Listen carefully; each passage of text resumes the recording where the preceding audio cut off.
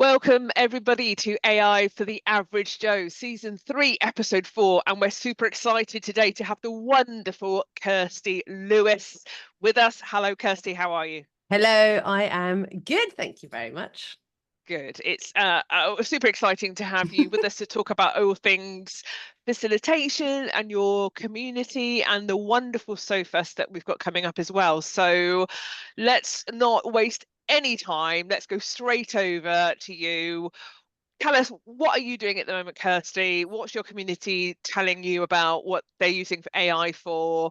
You know, I know you've kind of dabbled, but kind of give us an overview of where things are from your I perspective. think that's a really fair use of the word. I dabble with the knowing that I probably need to do more, and I don't do more because there's often a place of not knowing where to start. So if I go backwards to come forwards, the kind of work that I do is I train trainers or I train facilitators how to design or deliver workshops.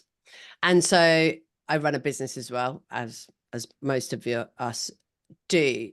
And I know intuitively that AI has a role to play in so many different elements of what it is that I am doing.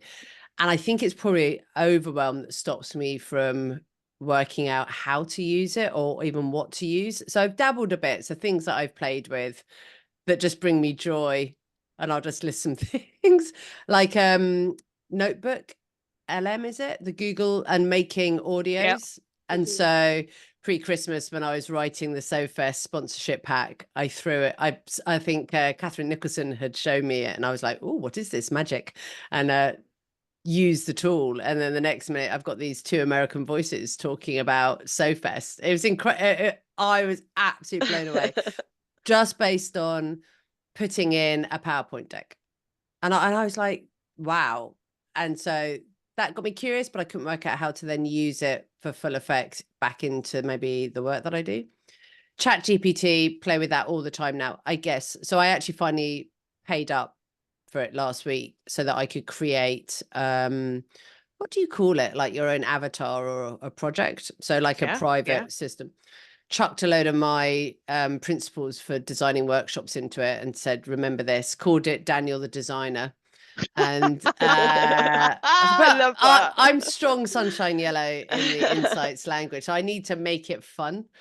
So Daniel the Designer and I have conversations now as I'm going about the day. And I guess I was initially like, I felt a bit fraudulent, if I'm really honest. And I'm sure this is something you might hear a lot from people. I felt a bit, well, I'm asking it to do my work, but I'm not really, because what I'm doing is I'm using it as a sounding board, and I'm saying, and I'm working out, you've got to be so, like, your prompts have to be really good. Like, they cannot be wishy-washy, because the higher level your prompt, the higher level the output. So the more information you add to the prompt, i.e. in this instance of designing a workshop, it would be, the workshop is the learning outcomes of this workshop are A, B, and C. The number of participants, it's virtual or it's in person, it's over a day. I need a break in the morning, a break at lunchtime, Here give me the structure and the flow that you recommend. And then I often go, using this design principle, help me think about this exercise. Or the questions that I want to be asking the group. And that helps because it just triggers my thinking. And then I'm like, oh, okay. Yeah. I think, go ahead, go on. No, I was just going to say I can relate to what you're saying, Kirsty, because that's really similar to the work that I do as well. And I think sometimes just getting yourself off the ground is what you need. But everything you're describing, you're still using your expertise, your understanding, your core principles, your values, everything is still going into that. But you're just not faced with that blank piece of paper that we can just keep putting to one side for a week. But this gets us off the ground. And for me, that's the biggest great game changer when I'm designing content using ChatGPT. I had, and there's lots of things that are flowing through my head now. So I guess another thing someone said to me just this week was how you can put your thinking, like a document of thinking, into Session Lab, into their AI. They've got AI beta set up. And I was like, and I love a bit of session lab. So I was like, oh, can I? And I'd already done like a piece of a thinking document for a workshop next week. And I was like, so I could just upload the document into this one space on session lab. And so I was like, well, what's the worst that could happen? Nothing.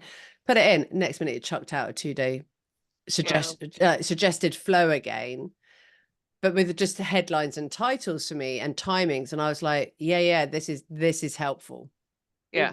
So that like was another, it's almost like prompts. So it got me thinking. But I saw a really interesting speaker on AI last summer, actually. He's based in Denmark. I should have looked up his name before today. And they've got a big consultancy on AI, but he was talking about, you know, some things that every person could do to make AI work smarter with them. And so his attitude was like, you know, create your avatar, like tell it everything about you for 2 weeks, tell it everything from your Enneagram number to your insights, your MBTI, your known values, your known beliefs, your limiting beliefs. Like describe what it's like when you're doing a piece of work, your loves, your fears, like everything, so that when you go and talk to it and ask it to not be you, it can really help you, you know, like it can bounce things around. I was like, oh yeah, that's a good idea. That's nice. Yeah.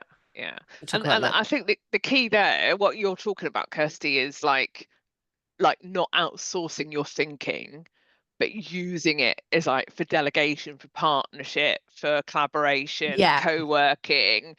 And that's the thing I think people are starting to get their head around, and therefore by default it isn't cheating or it isn't plagiarism, it isn't these things that we blamed it for and then by default didn't use it because of it. So it feels like a step forward a little bit. Definitely. Is that right? And it feels really comfortable. And there's this other thing this man said, which I really, really resonated with. So he had on the screen the infinity symbol, you know, the ongoing 2 loops. And he said, I want you to imagine one side of the symbol is the AI and one side of the symbol is human. He said, so AI can't start without you putting something in. So that's the human input. He said, so then it goes off into AI land and you're going to get some output. But you can't just accept that. You need to then look at it, read it, interrogate it, refine it. Like we now know the language of, you know, they hallucinate. Like I've asked AI before, like, who is Kirsty Lewis? What does she do? Totally wrong. So I'm like, no, that's totally incorrect. That's not Kirsty Lewis's School of Facilitation. So there's that infinity loop for me is a really good reminder that you just don't take you don't take what it comes back with at face value, and nor should you, because actually some of it is so basic and it is just not what we would want to be putting out in the world with our name attached to it. The other thing I did last night, Erica, you're like this. Go on. Actually, and you're there for it as well. So on the Tuesday night of SoFest, this is hot off the press, there's going to be a quiz. And Phil's a great quizmaster. And I was like, I think we should do it more on like some rounds on training and facilitation. I was like, yeah, but how? I can't find anything. So I literally, I was on the train last night, asked ChatGPT, and I said, I would like to create a quiz for facilitators and trainers. Give me 5 round headings and subjects that we could do that we could have a lot of fun with. Literally, it wrote back and went, oh, I love this. This is brilliant. We could be really sneaky. How about these as some ideas? And literally gave me 5 what I call, I laughed out loud on the train. And then I went, okay, loving those headings. Give me 10 questions under each of those headings. Boom. And I do like, and I'll have a name, won't it? On my phone, the way ChatGPT has that sort of, was it synaptic, it sort of resonates on my phone. I love that. And I can hear it popping, creating the question. And then I was reading the questions. Now some of them I was a bit like, yeah, no, we can't have that. And others I was like, I literally went out loud, that's ingenious. Brilliant. Love it. So we're gonna have an element of the quiz is definitely sounds good. ChatGPT inspired. And just then it goes, do you want me to put that into a document for you? And I'm like, yes, please. So then, and it chucked it back out for me. And that was super helpful. Yeah. Definitely seeing more of this kind of anticipation of your needs when it comes to large language models now. It's taken a step forwards now in terms of, I think, do you want me to do this? Or I think you might need this, or based on what you've done before, you know, do you want me to? And it's like, oh my God, yeah, like totally, please do that. Yeah. That was super helpful. There was something else I was going to say about how I've been using it. So some of the conversations that have come up recently within the community. So I was running a program last week with people who are learning to be facilitators and trainers. And we were talking about how is AI like showing up in our work. And one of the conversations was about live delivery and having AI in the room with us as almost our co-facilitator. Yeah. Nice. And this is more a case of, is this possible? So I'd love to hear what you say. Like, you've almost got, I don't know how it's set up, you've got your laptop running with an AI model on it, and it's listening and it's picking up, and you're adding, maybe taking photographs of the outputs on the flip charts, but then you say to it, analyze this, give us the headline summary, or what are we missing, or where do we go next in this conversation to help us achieve the outcomes that we've shared with you earlier. And using it live in the moment. Or what have I missed? What have I not asked? And I just wonder if is that happening? I think that is a really great idea, but what I've noticed with ChatGPT is it doesn't always pick up your voice accurately. So it might not pick up in a room, but that's not to say there isn't a tool that would do it. And I'm sure it will get there. And it's such a good idea. And another way that we've found works really well is for like learners in a workshop to have ChatGPT on their phone, and as they're listening to a facilitator, a trainer, even a lecturer or anything like that, to kind of say, oh, the trainer's talking about X, Y, and Z, and I'd really like to ask some challenging questions to add depth to my learning. What questions could I ask? So that's a really nice tool, because then you've got learners asking really good questions, adding depth to their learning, and they're challenging the trainer. So I think that's a really nice use of using AI in the moment, and you're being okay with them being on their phones, you know. So they're individually working with AI. But are we not then telling people they don't need to do critical thinking? Don't worry, you can outsource it to an AI. You can outsource it to someone. Like, there's almost like, do we then stop using our brains? So the key to that then is the lecturer or the facilitator then pushing that back to say, well, you've asked that question, but what was the importance or the value of the question that was asked? So it's building up that, because you're right, critical thinking is the absolute key. And interestingly, I don't know if you're picking this up, but for the last couple of weeks, that's all I've heard about all over LinkedIn and from clients, is the importance of critical thinking. So something switched. And I don't know if it's that because people are challenging the use of AI and the perception of outsourced thinking versus the value that it brings. Because you're right, people have to go through the process in the right way. And that's the key for the facilitator or the lecturer. Yes, it's okay to use a large language model live, and it's okay to generate assessment questions, etc. But then talk me through the thought process of why you selected that question. Nice. Yeah, why that one? What was it that made you choose that question out of the ones that were selected? Rather than just spewing out 5 questions that ChatGPT's given you. Which then opens the door for that broader facilitation skill, doesn't it, Kirsty? Like you do, is actually helping people to really facilitate and not tell and teach. And I think there's a shift there as well that I know we've been doing and talking about for years, but I think that becomes even more important now, because knowledge isn't king anymore, because we've got so much knowledge available at our fingertips. True. I guess a question I have for you both is, because you do work in design and delivery as well, what are some of the tools over and above the 2 that I've mentioned, Session Lab and classic ChatGPT? What other tools could I be using that you'd go check this out, Kirst? Yeah, it's interesting. I get asked that question all the time. What tools should I? And you hear the Claudes and the Anthropics and the Google LLM's a good one. Google LM. We default ChatGPT all the time, because we find that the GPT kind of library gives us everything we need. And I'm a bit loath to go down. I have clients or prospects who I've not worked with because they want to take a software first approach, particularly in sectors like legal, as opposed to a skills first approach. And my Right. pushback is always, the tool, what you know now, might not exist in 6 months' time. It might not give you might become over reliant on it because you think it does too much, and therefore you're not doing the critical thinking or whatever it might be. And I'm just lazy, Kirsty. If I can just That's all go to right. one tool and it does everything for me, So- why would I go somewhere else? I guess, okay, so here's my naivety. So in ChatGPT, I've obviously seen that you go into, I call it in my head, the back office, and there's a gazillion little like apps. So Absolutely. if I'm designing something, Yeah. a workshop, which of those tools do you recommend just having a play with? That would be the next logical step in my evolution of working with AI. And for most of the time, we just tend to use 4.0 or Deep Research, which is the new one, if you want some really, really depth R&D. But it takes a bit longer for it to generate stuff. But for imagery, session plans, objectives, questions, I mean, Hayley, you do a lot of that with L&D teams, don't you, with this stuff? Yeah, the obvious things that people need in our industry is a good PowerPoint deck, a decent session plan, and some supporting resources. So the only downside is that the slides GPT, I don't find that particularly good. I don't find it very dynamic because our core principles for online delivery are very, very visual, quite simple, quite basic. We don't use bullet points. We don't use the typical PowerPoint structure.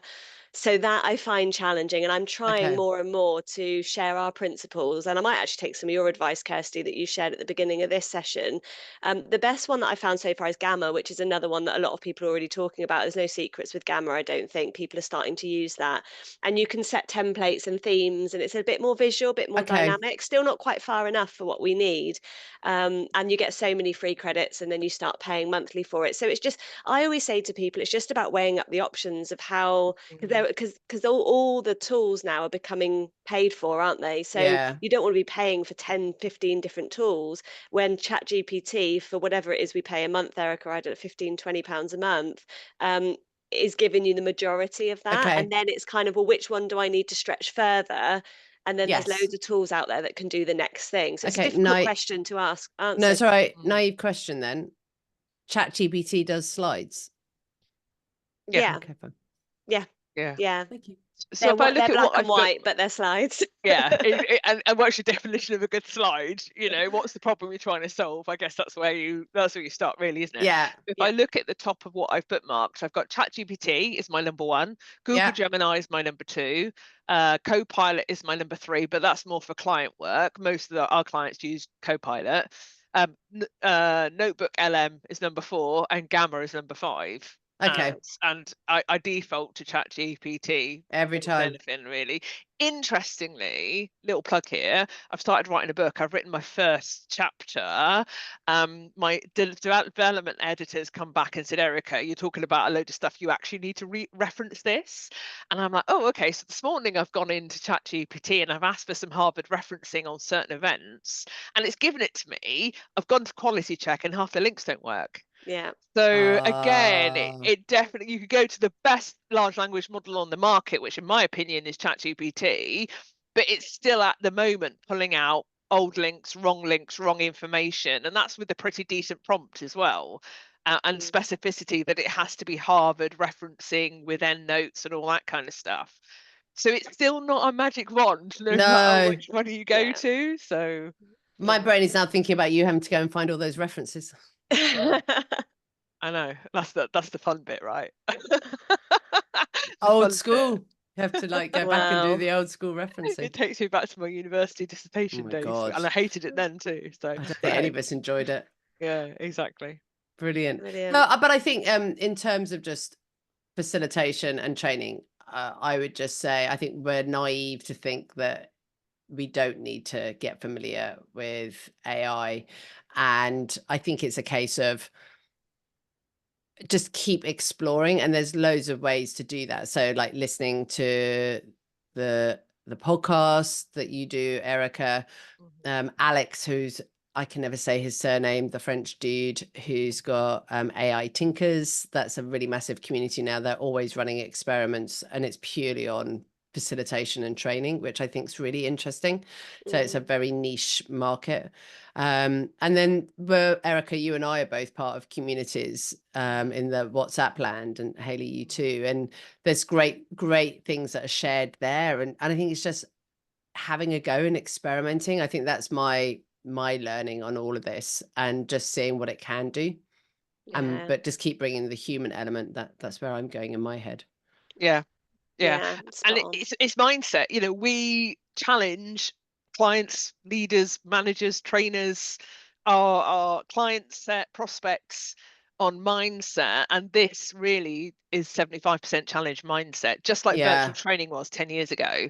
So like your only limitation is your own creativity and critical thinking. Agree. And there's no boundary as to how you use it, when you use it. There's no rules about how you use it or where or with what. So really it's finding the thing that works for you, or the biggest gap, or the biggest thing you need help with. I tell you what that is, Hayley. And just as you're saying that, it's like, I just need to get some half days of emptiness in my diary to like go off and play. And so the next one I'm really curious about is writing proposals. So again, putting all my proposals back into an avatar, and then giving templates, and then saying, you know, after the call that we've got the recording of, what's the proposal, and just seeing what I'm very curious to see what that could look like, because I could spend hours crafting a proposal. And typically as L&Ders, sunshine yellow, you know, those kind of typical preferences is not the thing that we particularly enjoy, is it? So no, perversely I don't mind it. That's been my big surprise, that I quite like writing a proposal, and I've got better and better, but it's like, I think I'll write a decent proposal now. But I'm curious to see, can it be done in half an hour versus absolutely. I 3 know hours? We've got clients in the apprenticeship sector who often have to bid for, you know, local government funding and stuff like that, you know, you build a GPT, you train it by tone of voice, you know, house principles, previous successful bids, etc. And it can be done. I talk about 4-to-1 ratio in terms of time saving. So what would have taken 4 hours now takes an hour. I think that's really interesting what you've just said. Like, I like that language, house principles. So what are my principles? Where have we won business? So it was this one. Where we have not won business, it was this one. Or the types of clients that you would work with and you wouldn't work with. You know, I think we're very good at talking about that's a really good idea. I do. Even then, though, when we'll have to wrap up in a minute because we've been yapping on for a little while. But I know, even then, I don't know who wouldn't be enjoying this, because there's loads of good we're stuff having a very happy time, dear listener. I've just gone out of my head now what I was going to say. So even then, you might have people whose skill is to sit down with a blank piece of paper, start to finish, and spend their 4 hours on that piece of work. So the skill gap is, right, you now need to go macro to micro with ChatGPT. So it's a new skill, because you're no longer going through detail logically in order. And that's where my head's at. You're now having to go big picture, and that doesn't come easy to people. So I think there's probably something there in actually what skill, even asking ChatGPT, what skills do I need to have to be able to flip my thinking from this logical approach to a big heavy task to actually lifting myself out of it, because I don't think that comes easily to everyone. So absolutely. I love that. I love the fact that you can ask ChatGPT, what are the questions I need to ask you to help me? And I'm like, whoa, it's brilliant. That's the kind of question now we train out, Kirsty, is what do you need to know to be able to complete this task to its very best? So put your prompt in, and then you say to the AI, what else do you need to know? And it'll always come back with, well, that's great, but you haven't told me this, so I need to know this, to reduce all the assumptions. You know, so are you going to talk about that at SoFest? Because if you didn't realize, Erica is one of our speakers at SoFest. I'm very excited. And we've got 20 minutes per session as well. So we're going to be super succinct. So I might ask ChatGPT what I need to cover. And I'm joking. No, why wouldn't you? She's not. I'm not. Brilliant.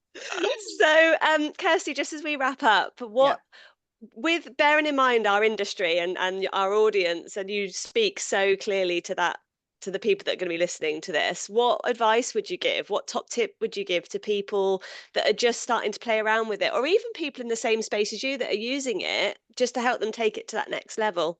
And this is literally feels quite live in the last month, is experiment and have a go, because you don't have to take what's being given to you. That's for one thing. You can't break it. And the old argument I used to hear people say was, but you can't put your thinking into AI because it'll get used in other places. Well, I'm like, well, why don't you pay and create your own private avatar or project, whatever it's called, and that way it's only what you give it plus what it goes off and finds. It doesn't add it back in to the wider world, is what I'd say. Yeah, feels safer for people. And talk about it. I mean, genuinely, every time you have a conversation now with other people in the industry, I would just start asking, how are you using AI? Because I think that's the interesting thing, how other people use it, and then you get ideas. Yeah, brilliant. Love that. Kirsty, if people want to learn more about you, the community, what you do, So Fast, what's the best way of getting in touch?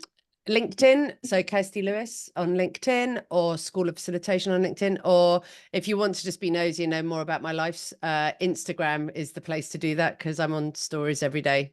Stories is where I chat about life, and then the grid is all the sensible stuff that my team tell me has to look smart and nice. And then we have our podcast. So you need to come on our podcast. So that's a podcast about running a business as a facilitator and a trainer. Oh, I'd love to do that. I think Hayley is absolutely your lead on that one. I'm normally the person that I stick my nose into everything, but I think Hayley would be a far superior guest than I would for that. So either of you come together. You can come as a double act. Amazing. Kirsty, thank you so much for your time today. Kirsty. Great to learn more about your thinking in this space, and no doubt we will be having another conversation about this very soon. I'm sure. Thank you. Thanks, Kirsty. Thank you.